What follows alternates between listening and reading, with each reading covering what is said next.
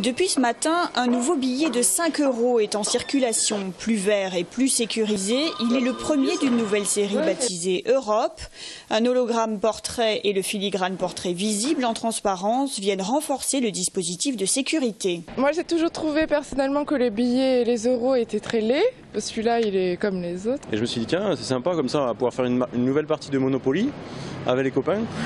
Il n'est pas faux, je m'en fous. Je préfère en avoir assez dans mon sac, que ce soit celui-là ou un autre, ça ne me gêne pas. Il a l'air plus sécurisé, oui. Mais bon, ils ne font pas la contrefaçon sur les 5 €, non?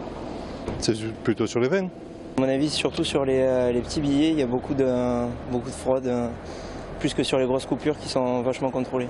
En l'occurrence, les billets de 5 € ne sont pas plus contrefaits que les autres. Une contrefaçon relativement faible que l'on estime à 250 000 billets sur toute la zone euro en 2012, sur 15 milliards qui sont en circulation.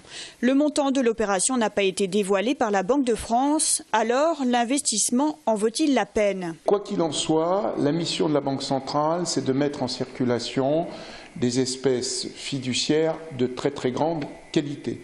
Donc il est tout à fait normal que nous intégrions les progrès de la technologie et que les billets en euros soient toujours à la pointe de ces progrès technologiques. Et donc périodiquement, les billets, la gamme de billets sera renouvelée, même si la contrefaçon est très faible.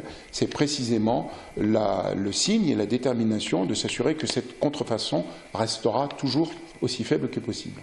À terme, ce sont les billets de 5 à 500 € qui vont être remplacés les uns après les autres.